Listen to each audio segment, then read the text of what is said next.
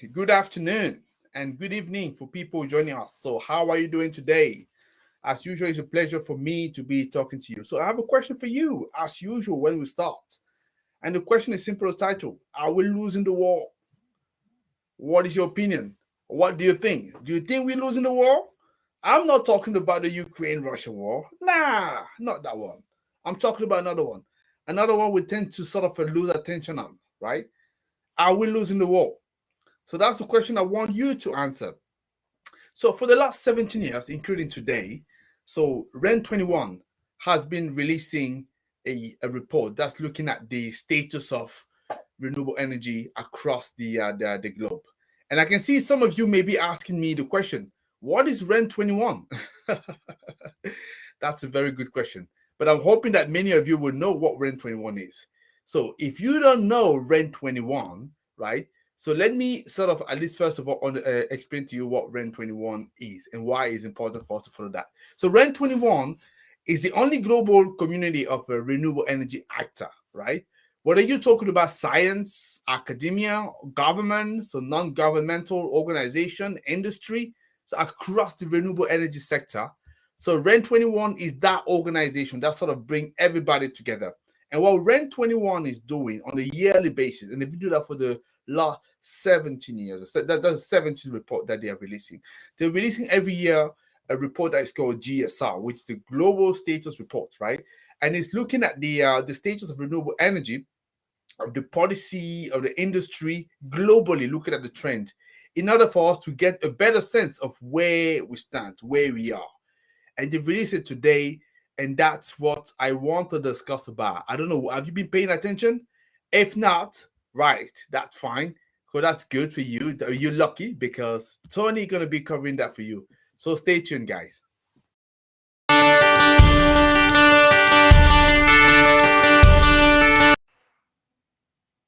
Okay, hopefully I'm back.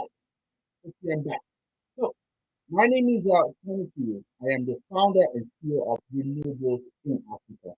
We are your global clean energy champion. What we do is very, very simple. I just want to make sure that whoever is watching me, we're making the sector easy for you to understand. We're demystifying that for you. So this is our job. So if you still find it complicated after I've spoken, after the same video, that's fine. That's my responsibility. That means obviously I've not done my job properly, right?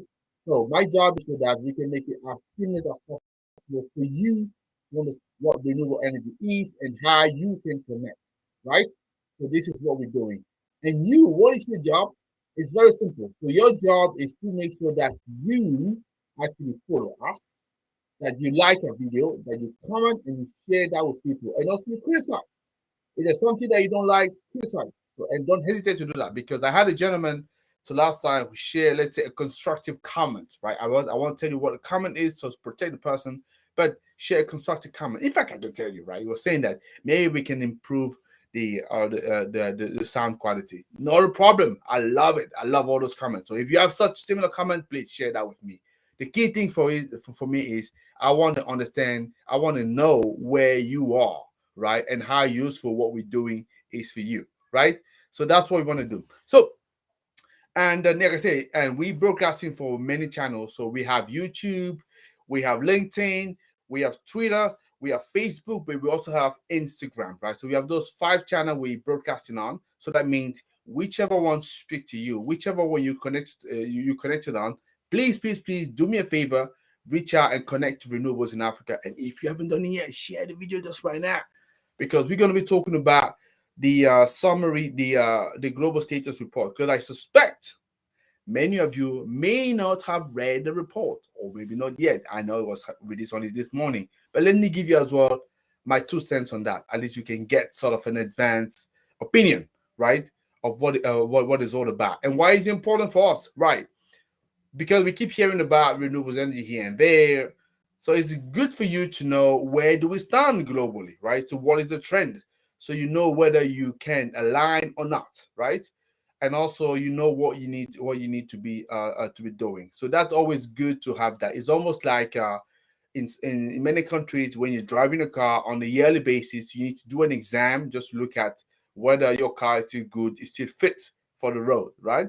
If it's fit for the role, you continue. If it's not fit for the role, you want to fix it, right? Same thing. This kind of GSR report give us an understanding where we are from all the talks, all the noise that we're hearing. Where are we really? Do you know? Okay, if you don't know, you want to be watching that. And this is particularly important. Whether you're an investor, like I say, you want to invest into the sector, you want to put your money, you don't want to, you don't know where to go. That's important for you. You get those insights. Whether you're a business, you want to decarbonize your operation, decarbonize your businesses. You don't know where to go. You want to get some information. You want to know where the sector is going, how your competitors, your colleagues are doing. Again, you listen to us by looking at this report. It will give you the kind of information you're looking for. So if you're a professional, you want to jump into the sector, good to know where we are. Even if, for example, it could be useful for a potential interview that you're getting, right?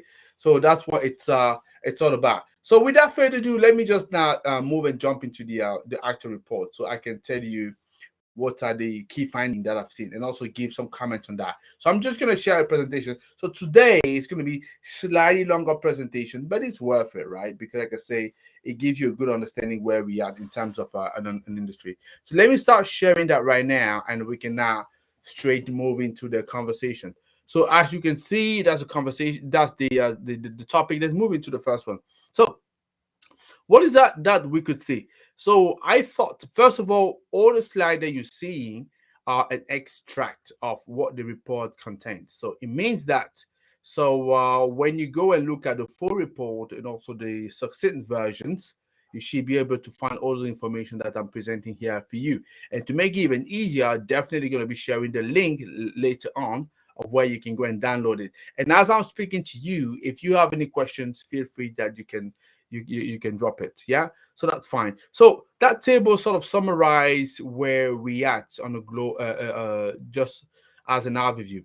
But let me just present that to you very quickly. So first of all, you need to know that the energy related CO2 emission represent 3/4 of the global CO2 emission. That's why it's important to tap into energy to make sure that we can address the problem, right? So that's important. So if we're looking at the total final energy demand, that grew by 19%, almost 20% between 2009 and 2019. So yeah, so clearly energy is growing. Yeah, population is growing, economy are growing. Obviously, energy follow the suit. The share of renewables, it's only 12.6%, right? So it's not that massive, it's not that huge. You can see a lot of progress that could happen. Only 12%, right? Not at all. If you look at the investment goes into that, 366 billion, right? That's for the whole world. So you may be saying, well, that's a lot of money. Hang on a second, right? If you look at what it actually spent on fossil fuel subsidies, look at that across 5.9 trillion, right? So I'm sharing that here, 5.9 trillion. That's what it spent. Compare that with 366, nothing. Okay, great. So in COP26, we have about 135 countries made some pledges regarding net zeros, right? But in terms of actual application, so translating that into uh, regulations or rules that govern the economy, I think not a lot. I think it was only less than 100 that did that represent, and those 135 countries represent only 88% of global emission. That means they see 12% that not do anything, or at least they're not saying whether they do something or not, right? So 6% was the rebound between 2019 and 2021, because in between, what did we have?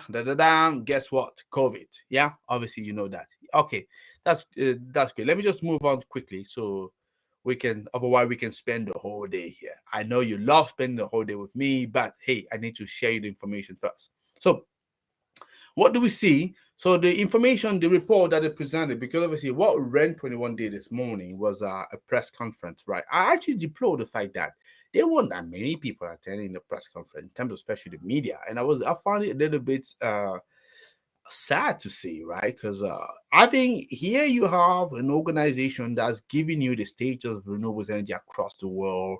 They keep on covering different topics, but they can't attend that press conference. I find it shocking.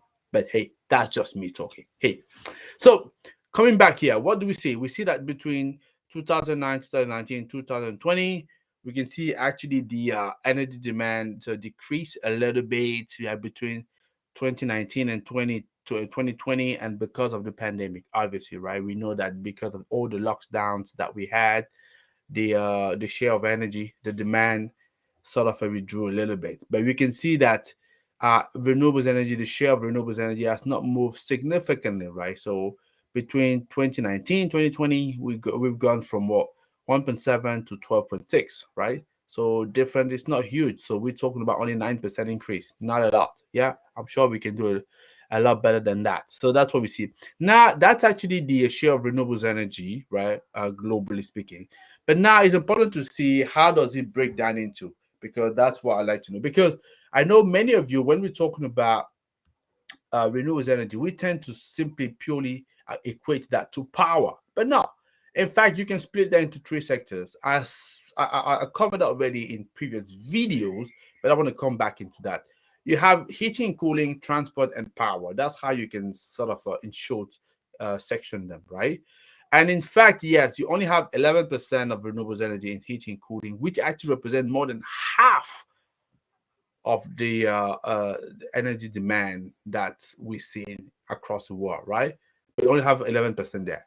Transport still represent a third of it, but barely 3% of renewables energy. Insignificant. I'm sure you would agree with me. And power, okay, that's where we are a little bit of a jump, 28%. We think that's huge, but still not huge, right? So especially in the light of conversation we heard about energy transition. Clearly, as we could see here, and that's what the report was saying. Let me share that as well with you, that that energy transition, it only happens in words at the moment. Clearly, it does not translate. That's what I'm saying. It's good to be talking, but let's look as well in the fact. As I'm talking, if you have a question, feel free to drop it in the comment, and I'll make sure that I'll address it, right? So, but at the moment, as I'm saying, so energy transition, there's not much that we could see. Yeah. So let's carry on. So now dissect a little bit more, right? In the power sector, what did we see? So between 2011, 2021, so we jumped between 20% to 28%. You can say, hey, yeah, we gained 8%, but hey, that's still not a lot. Yeah. So if we're saying that we seriously need to reach the net zero emissions, whoa, like I say, so progressing by 8 points in 10 years, that's not a lot, right? We need to have a lot more than that. Okay, it doesn't stay still, but you can even yourself measure this the gap that is left. And I know most of the time we talk about the fact that, and especially although in emerging markets in Africa, that a lot of economies still need to function on fossil fuel, especially gas. No problem. I understand this voice, and to some instance, they're right, they're correct. But you can see the margin that we have, right? So when we say more renewables, it's not like we're saying that all of a sudden we can have 0% fossil fuel. No. But to me, if we could move to 28, if we can move that to more than, let's say, 50% renewable, yeah, I could understand people felt a little bit threatened. But look at that. The gap is still huge, right? And then if you go further, so we're looking at the buildings in building sector. So that's only what 5.3%. Yeah, so we moved from 10, no, 4%, 4 point difference. Yeah, 10.7, 14.7. Again, not significant, not huge, not threatening. So we haven't made a huge lot of progress. Yeah, that was 2009, 2019. So clearly, a lot more needs to be done there. You get going even further. So energy, industry, agriculture, and I love this one, especially for businesses who are looking to move into solar as a form of energy supply, or at least partially, right? So just to exploit the fact that they're having sun during the day for countries where it's sunny. You can see that what we're talking about here, 2009, 12.5%, and 2019, 16.1%. Again, it's not huge, but clearly it's happening. That's why I need more business owner to look at that to see, okay, that means there's still a lot more of them that needs to translate that. One thing that's very important, because that's one of the questions that I heard from the briefing where I was in today. There was a gentleman asking, saying that we need to be talking more about how are we going to decarbonize, how to decarbonize industries. Like for example, mining, cement factory, the one that consume a lot of energy, and where solar and wind is not necessarily a straightforward answer. It's not as easy as possible. Absolutely agree with that. Yeah, we need to be having those kind of tough conversations. We need to make it happen. But for me, as far as I'm concerned, the commitment should come first, saying that we need to decarbonize. Yeah, to take that clearly as a communicant, and then work out what kind of solution can we put in place, right? And use the human creativity to come up with solution, right? But we definitely need to have this kind of conversation. But at least, as you can see, the pace at which we are moving, like I say, so if we're saying that 2030, like I say, I've always said, I said that clearly. So the objective of reaching net zero, you know, 2030, forget it. Yeah, that's for sure. It's clearly not going to happen. Yeah, so and if we're moving at this pace, even in the next 300 years, it's not going to happen. So clearly we need to approach things from a different perspective. So I'm moving up, and let's say in transport, we saw that already 3%. That's actually even the lowest share in terms of renewables energy. So yeah, so a lot more needs to happen there. We're talking about cars, we're talking about aviations, we're talking about shipping. Yeah, so what could be done there? What kind of real conversation can they have? So the what we see, and many people suspected, is a lot of talk are happening, but not a lot are getting done. But I also believe that not a lot is getting done is because everybody's looking at pointing the finger at other people. He needs to do something. He needs to do something. No, for me, the way we need to be looking at that is, okay, as I'm speaking to you, what is that I do? What is that? How can I contribute? What can I do to make it happen? If I believe on the shift that needs to happen, right? So those are tough conversations, and we also need to accept that as we move into let's say a new reality, new split, it's not going to be an easy change. It's going to be bumpy along the road. So how are we going to do it? Because, and actually that's one of the comment I'm going to make. But let me finish the slides first. I can come back to that. Yeah, because I only have 2 slides left. So I love this slide. I love this slide. So I'm not sure you can see a lot. It's a little bit small, but let me at least describe it to you. So it says 1.9 versus 5.9. Yeah. So what it says is, in fact, it was looking at how much has been invested in renewable energy, since the years, right? We can see in 2021 we spent about 366 billion, right? And before it was 316, yeah, roughly. So we're saying that if we're looking at the scenarios whereby we reach net zeros, right? The various organizations that put together, you have Bloomberg New Energy Finance, Arena, you have what IEA, and so on and so forth. They come up with various scenarios, right, and what needs to be invested into that, right? And essentially, to reach net zero, we need something between tripling and multiplying by 5 the amount of money that we're spending right now. But even if we go to the extreme, which is multiplied by 5, that means that what we have right now, we need to be spending 1.5 trillion. That's dollar a year, right? To to reach the net zero, right? I know Mackenzie had a higher figure, but let's work on this one that Rent 21 is doing. 1.9 trillion.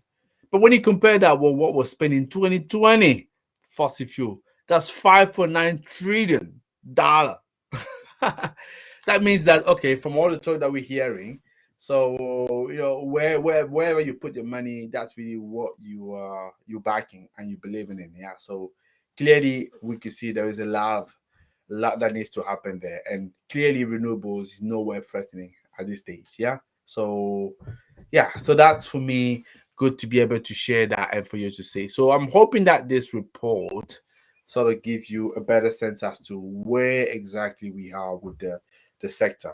And it's interesting to see, and I'm sure, because part of the opportunities that few people identify, I was one of them. I'm not hiding it. The fact that with COVID-19, the fact that we were talking about the recovery coming out of full lockdowns to be in a situation whereby we can now learn to move forward and still live.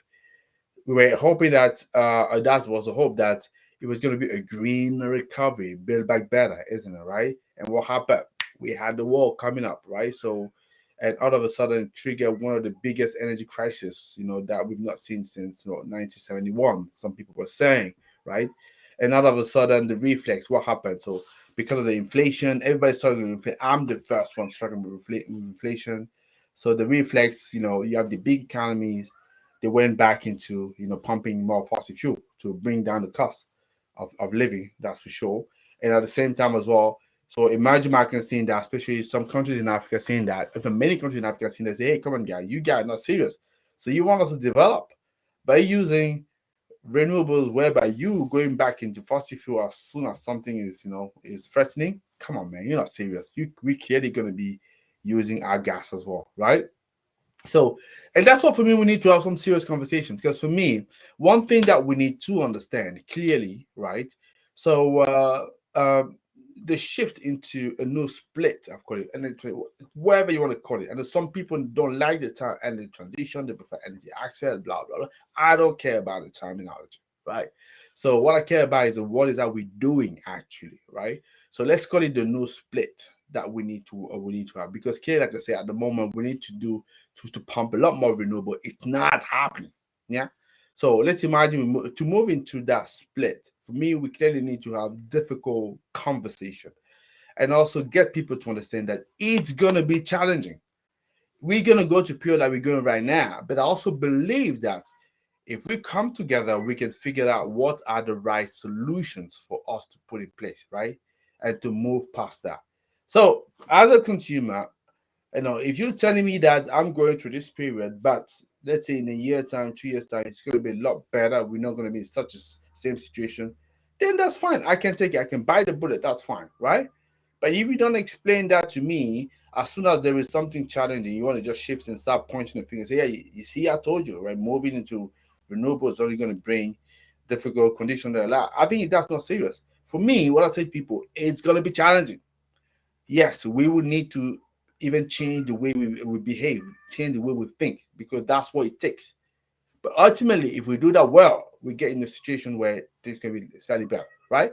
Because yes, if for example Europe going to be, I'm simplifying, moving away from Russia, but to have another master in terms of energy, that they can't necessarily where they can't necessarily have the energy security. Okay, we get a solid situation right now, but who knows? In the next 40, 50 years, we can have another situation that's sort of going to be like a replica of what we have right now. Yeah, that's the kind of thing that we need to have. But what this report is good at doing is clearly highlighting the fact that, come on, guys, where we are. So talks that we heard at COP26 is still very empty, unfortunately. So I'm a very optimistic guy, and I like to be optimistic.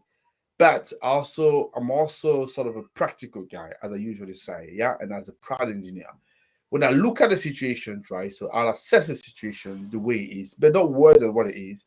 But at the moment, for me, I think it's difficult to say the opposite. Then at the moment, it's all talks, not a lot of action. Yeah, stuff have been done, that's true, but it's still at a very, very timid pace, clearly, right?